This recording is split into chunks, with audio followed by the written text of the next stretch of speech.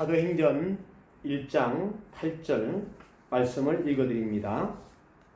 오직 성령이 너희에게 임하시면 너희가 권능을 받고 예루살렘과 온 유대와 사마리아와 땅끝까지 이르러 내 증인이 되리라. 오늘은 사도행전을 일명 성령행전이라고도 말합니다. 사도행전은 예수님이 부활하시고 성천하신 30년 후에 어떻게 복음이 로마에까지 오게 되었는가를 기록한 초대교회 부흥의 역사입니다. 초대교회는 여러 가지 어려움을 만났으나 다음 세 가지 능력으로 이 어려움을 극복했던 것을 볼 수 있습니다. 그러므로 우리가 이 코로나 시대에 초대교회 성도님들처럼 우리도 잘 극복해 나가야 될 줄 압니다. 첫째는 하나님의 말씀을 담대히 전함으로 극복했어요. 하나님의 말씀을 전하들 때 회개운동이 일어났어요. 하나님의 말씀이 전하될 때 신화운동이 일어났어요. 사도행전 4장 1절에서 4절, 회개운동은 2장 37절에서 41절, 하나님의 말씀이 전할 때에 성령운동이 일어났어요. 사도행전 10장 44절에 하나님의 말씀이 전할 때에 기쁨운동이 일어났어요. 사도행전 13장 48절, 하나님의 말씀이 전해질 때 기적의 운동이 일어났던 거예요. 사도행전 14장 9절에 10절 말씀. 이렇게 초대교회는 여러 가지 어려움을 만났으나 이렇게 세 가지 능력이 어려운 가운데도 나타났습니다. 둘째, 예수님의 이름으로 사건이 생겼어요. 사람의 육체가 예수 그리스도 이름으로 기도했더니 강건케 되고, 예수 그리스도 이름으로 기도했더니 정신이 온전해지고, 예수 그리스도 이름으로 기도했더니 제사함을 받게 되고, 예수 그리스도 이름으로 기도했더니 성령 충만으로 승리케 되는 사건들이 일어났습니다. 성령 충만은 기도 응답으로 왔고, 성령 충만은 하나님의 말씀이 담대히 전거하도록 역사하셨습니다. 사도행전에는 성령께서 대한 여러 가지 태도를 볼 수 있습니다. 성령을 속이는 사람들, 또 성령을 거스리는 사람들, 성령의 선물을 돈 주고 살려는 사람들, 성령이 있음도 듣지 못한 사람들, 그러나 성령 충만한 사람들을 통해 복음은 계속해서 널리 전파되고 번져갔습니다. 또 성령 충만한 사람들은 오순절에 성령 체험을 했고, 그들이 기도 시간에 성령을 받고, 또 베드로의 체험은 12가지로 변화되는 것을 보고 기도하던 사람들은 담대히 복음을 전가하고, 또 안수집사의 자격에 대해서 말씀해 주면서 교회 부흥의 주동자들이 그들은 바로 안수집사님들이다. 또 서배반이 성경에 익숙한 안수집사로서의 사명을 감당했고, 사도 바울은 주여 이시오니까 나는 내가 핍박하는 예수라 하는 음성을 듣고 변화가 일어나, 바나바 등 안디옥교의 귀한 지도자들이 사도행전에는 많이 있었습니다. 자, 이렇게 사도행전을 기록하면서 성령으로 인한 교회 탄생과 성장 과정을 보여줌으로써 유대인과 이방인들에게 예수 그리스도의 십자가와 부활을 전가하기 위해서 기록을 하였습니다. 이렇게 예루살렘에서부터 시작해서 로마까지 퍼져나간 교회의 발전을 기록하면서 유대인들에게 기독교를 변정하기 위하여 본서를 기록한 목적도 가지고 있습니다. 주요 인물로 등장하는 분은 베드로, 바울, 요한, 바나바, 스데반, 디모데, 빌립, 여러분들이 많이 들어본 이름들이에요. 여기에 저자가 누가인데, 누가는 사도 바울의 충실한 동력자로서 제2차 전도 여행 중에 바울을 만났어요. 빌립보에서 전도하다가 루디아가 개종을 하고 다시 바울과 합류해가지고 예루살렘으로 가서 그 뒤 누가는 바울과 로마에 가서 함께 사역을 했어요. 이렇게 사도행전에서는 바울이 로마의 감옥에 있으면서도 복음을 전파했다는 내용만으로 끝맺고 있습니다. 사도행전의 핵심어가 성령과 성장입니다. 중요한 언급은 성령이라는 단어가 52회, 말씀이라는 단어가 35회, 이름이라는 단어가 33회나 나오면서 사도행전에서 성령님에 대한 반복적인 언급으로 성도들을 인도하시고 우리 사랑하는 성도들을 보호하시고 성령님께서 또 성령님에 대하여 성령님께서 우리 사랑하는 성도들을 위로하실 뿐만 아니라 성도들에게 확신과 그리고 능력을 주시는데 또 사도행전은 교회 수와 함께 힘과 지적 능력이 어떻게 성장해 나가는지를 포괄적으로 잘 말씀해 주고 있습니다.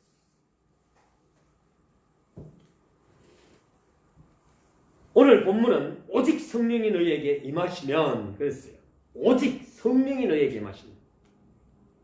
오늘 우리에게 성령이 임하게 되면은 바깥에 나가 전도하게 되고 성령이 임하게 되면은 많은 사람들에게 영향력을 끼치게 됩니다.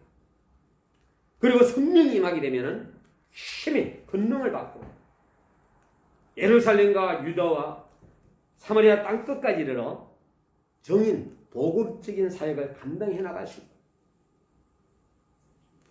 이 요절에서 몇 가지를 생각할 수 있는데 전도의 주체, 전도의 지역, 그리고 전도의 내용에 대해서 세 가지로 잘 말씀해 주고 있는데 전도의 주체는 오직 성령이 너에게 임하시면 너희가 권능을 받는 거예요.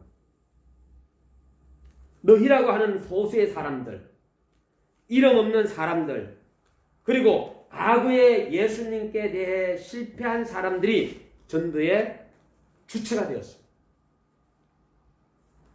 저들은 별로 공부하지 못한 사람들이었어요. 그러나 저들의 단순한 말이 온 세계에 큰 우레처럼 울리게 된 것은 저들에게 성령님께서 역사하신 증거입니다. 성령은 저들에게 권능으로 역사하였고 그 권능은 도덕적, 지적, 기적적인 권능이었습니다. 이렇게 전도의 지역, 두 번째는 전도의 지역은 예루살렘에서부터 시작했다라고 말씀해 주고 있어요. 예루살렘. 예루살렘은 가까운 곳이에요. 가까운 곳. 그러면 오늘 우리 가정, 우리 자녀들, 우리 지인들, 가까운 사람부터 우리는 복음을 전파해요. 그리고 예루살렘은 멸망 직전의 도시예요. 우리 주변의 친지들이, 가족들이 멸망 직전에 있지는 않은가. 예루살렘은 죄인들이 많이 사는 곳이에요. 우리 주변에 죄로 인하여서 많은 사람들이 고통받고 있지 않은가. 가장 가망이 없는 곳, 예루살렘. 그곳에서부터 복음이 전파되어야 한다고 스펄전은 말씀하셨습니다. 또 예루살렘은 구약에서 복음이 전파될 것이라고 예언했습니다. 자, 이렇게 전도의 주체, 전도의 지역, 이제 전도의 내용입니다. 전도의 내용은 내 정인이 되라 라는 명령입니다. 예수님의 인격, 예수님의 사역, 예수님과 인생과의 관계를 말하는 것이 전도의 내용입니다. 사도행전에 나타난 예수님은 그 백성의 교사요 명령자이십니다. 1장 2절에서 9절. 교회의 큰 소망이십니다. 1장 10절에 11절. 사도행전에 나타난 예수님은 교회의 인도자이십니다. 1장 14절, 10장 13절, 16장 10절까지. 그리고 성령을 보내시는 예수님. 2장 33절. 설교의 중심이 되셨어요. 2장 22절에 36절. 교회를 시키시는 분 누가? 바로 예수님. 2장 47절. 세상의 소망이신 사도행전 4장 12절. 또 우리의 동력자이신 3장 16절. 사울을 회개시키신 9장 3절에서 6절. 고난 중에 있는 자를 위로하시는 분 7장 55절에 58, 23장 11절. 이렇게 사도들의 설교는 예수님의 죽으심과 부활이 주 내용이 되고 있습니다. 오늘 우리는 설교할 때에 예수 그리스도의 탄생과 십자가의 죽음과 또 부활하심과 성천하심. 오늘 우리는 설교 중에 계속 전파하고 전파해도 부족함이 없어요. 갈비는 말하기를 사도들이 자기들의 경험에 의하여 복음은 불이요 복음은 금이요 인 것을 깨닫게 되었다는 사실을 우리에게 말씀해 주고 있습니다. 고난 중에 있는 자를 위로하시는 우리 예수님께서 사도들의 설교는 예수님의 죽으심과 부활이 주 내용이라고 그랬습니다. 성령은 예수님을 높이는 사역자들에게 역사하는 걸 볼 수 있습니다. 그래서 우리는 성령 하나님의 역사를 우리는 인정하고 그를 높이는 데 우리는 주인공들이 되어야 되죠. 그래서 사도행전을 28장까지로 되어 있는데 1장에 보게 되면 첫 번째 단어가 데오빌로요 이렇게 시작합니다. 데오빌로. 2장으로 가게 되면 성령 강림이 나오는데 오순절이 이미 이름에 그럽니다. 3장으로 가게 되면 안전뱅이의 고침이 나옵니다. 그냥 고쳐집니까? 베드로와 요한이 제9시에 하나님 앞에 늘 기도함으로 인해서 능력을 받고 그들에게 기도했을 때 그들은 안전뱅이까지도 일으키는 역사가 일어나게 됩니다. 4장에 가게 되면 사도들이 이렇게 복음을 전하다 보니까 베드로 요한이 법정에 서는 거예요. 누군가가 고발하는 거예요. 5장으로 가면 아나니아 삽비라가 나오는데 이들이 주의 종을 한마디로 속임으로 인해서 그들이 죽음을 맛봅니다. 6장으로 가가지고는 7 집사님들을 뽑습니다. 믿음이 좋은 사람. 그리고 7장에 가게 되면은 스데반이 설교를 합니다. 그러면서 설교하다가 결국은 순교를 합니다. 8장으로 가게 되면 사도 사울이 스데반 순교를 갖다가 그 죽음은 마땅하다 이러면서 그때는 바울이 아니에요. 사울입니다. 사울. 8장에서는 그리고 난 다음에 9장에서는 사울이 개종을 합니다. 그러면서 이제는 사울에서 바울. 10장으로 가면은 고넬로의 환상이 나타납니다. 11장에서는 예루살렘 교회에 대하여 보고를 합니다. 12장에서는 야고보가 이제 순교를 당합니다. 그리고 베드로가 감옥에 투옥되는 사건이 일어납니다. 13장에는 바나바와 바울을 파견합니다. 오늘로 얘기하면 선교사. 그리고 14장에서는 이고니온에서 전도를 합니다. 15장에서는 예루살렘 회의를 하는 거예요. 바울과 바나바가. 16장에는 바울이 디모데를 택합니다. 그래서 이제는 바울이 디모데를 택하고 디모데는 이제는 사도 바울의 신앙을 잘 전수하는 걸 볼 수 있어요. 디모데 후서 3장 14절에 너는 매우 확실한 일에 거하라.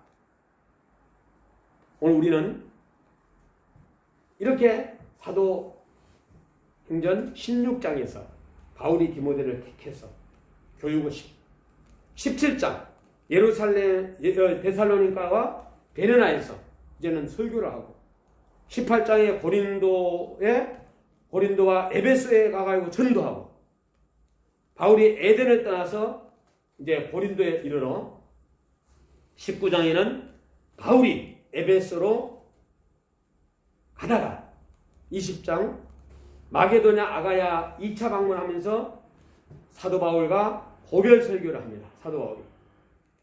21장에서는 바울의 예루살렘 여행 중에 22장에는 바울의 자신이 개종한 설명을 하는 거예요.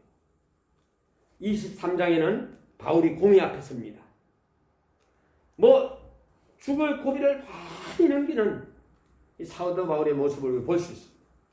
24장에는 델리스 총독의 농고가 있고 25장에서는 바울이 가이사에서 상소하고 26장에 바울이 아그리파 앞에서 다 서고 그 무죄 인정을 받습니다. 27장에서는 바울의 로마 여행, 그리고 28장에서는 멜리데 섬에서 어떻게 끝나느냐?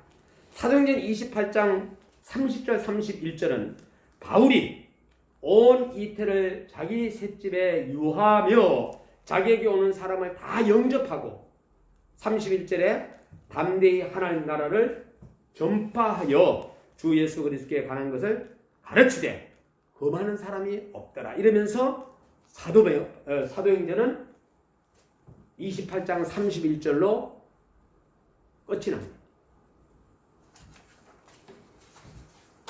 저는 이 사도행전을 이렇게 쭉 전하기 위해서 보면서 누차 계속해서 이러한 생각이 나요. 우리 대한민국은 코로나가 4,000명이니 5,000명이 이렇게 하다 보니까 이제 제한이 되고 또 이제 코로나가 변이되어 가는 모습을 보면서 가정마다 두려움이 다가오고 있습니다. 성경에는 하나님께서 우리 인간에게 두려워하지 말라. 내가 너와 함께함이랴. 오늘 우리는 이 코로나가 두려운 존재가 아니라 조심해야 할 존재입니다. 경계하고 조심하고. 그래서 우리는 10가지 시대가 왔고 오고 있다.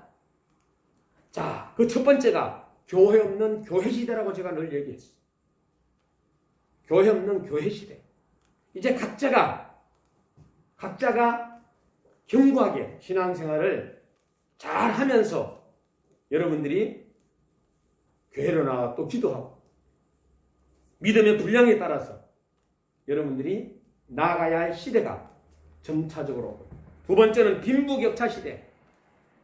부자는 부하게 되고 가난한 사람은 가난하게 된다는. 세 번째는 초연결 시대. 줌이라는 걸 통해 가지고 세계 선교사님들이 기도를 하고 줌을 통해서 교육을 하고 또 페이스북이라는 걸 통해 가지고 24시간 동안에 움직여집니다. 카톡을 통해서도 24시간. 그래서 카톡을 하다가도 새벽에도 왜? 글로벌로 전 세계에 나가기 때문에 여기가 낮이면 다른 나라는 밤이기 때문에 24시. 그래서 어떤 사람은 막 그냥 뭐라고 얘기하잖아요? 몰라서 그런 거예요. 카톡은 24시간 동안 운영이 돼 나가는 거예요. 이러한 초연결 시대가 지금 오고 있고 또 왔습니다. 네 번째는 포노 사피엔스 시대. 폰을 통해 가지고 이제는 사업하는 시대. 핵가족 시대. 우리 대한민국은 2021년 10월 7일 날 혼자 사는 가정이 40%가 넘어섰다고 말씀해 주고 있어요. 내년 가게 되면 저는 50% 넘어서지 않겠습니까? 왜? 지금 현재 베이비붐 시대가 이제 지났던 그 베이비붐 시대가 지금 현재 노인이 되어서 노후가 되어서 어르신네가 되어가지고 나타나고 있다. 글로벌 250만 이주민 교회 시대가 외국인들이 우리 대한민국으로 지금 몰려오고 있습니다. 과거에는 우리가 독일로, 미국으로, 영국으로, 사우디로 갔다면은, 이라크로 갔다면은 이제 전 세계인들이 대한민국으로 지금 몰려오고 있습니다. 그래서 이주민 교회 시대 빨리 눈을 떼야 된다 생각합니다. 그리고 7번째는 나쁜 정치꾼들의 시대. 이랬더니 정치꾼들이 가장 조사를 했는데 이 사회 직업 중에서 가장 거짓말을 많이 하는 직업이 어떤 직업이냐 했을 때 정치인들로 나왔어요. 정치인은 있어야 됩니다. 정치꾼은 바로 자기 유익만을 위하여서 살아가는 사람을 갖다가 정치꾼이라 그래요. 정치인은 정말로 그 단체를 위하여서, 사회를 위해서, 국가를 위해서 정말 목숨을 버리는, 과거로 하면 독립운동가들하고. 그러나 나쁜 정치꾼들의 시대가 오고 있다. 자기 유익만, 자기만 배불리고 하는 이러한 시대.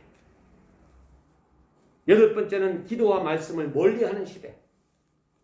옛날에는 성경을 매일 가슴에 안고 다녔고 머리 위에 놓고 잠도 자기도 하고 이랬는데 지금은 스마트폰으로 다 해결하는, 성경과 멀리하는, 또 기도도 멀리하는 이러한 시대. 9번째는 자살, 빈곤, 지속 시대. 그래서 어떤 의사 선생님이 잘 되느냐, 직업이 잘 되느냐, 정신과가 아주 크게 잘 된다고 해요. 그러면은 산부인과 같은 경우는 지금 현재 대한민국 같은 경우는 출산이 점차적으로 줄어들다 보니까 잘 되지 않죠. 당분간은 이제는 베이비붐 시대에 노인네들이 막 수도 없이 1년도에 그 당시 90만, 80만 나왔으니까 이제는 정형외과 같은 경우도 잘 되겠죠. 그러나 자살 빈곤 시대. 10번째는 내가 늘 필수적이다 하는 생명과 사랑과 배워야 된다는 것. 관계없는 시대. 시편 118편 내가 죽지 않고 살아서 여호와의 행사를 선포한다. 그런데 2022년도에 하나님께서 저에게 하나님을 가까이 하기 내게 복이라는 말씀을 주셨어요. 오늘 우리는 정말로 사랑하면서 예루살렘에서부터 시작해서 땅끝까지 복음을 전파하는데 저와 여러분이 앞장서는 여러분들이 되시기를 주의 이름으로 축원합니다.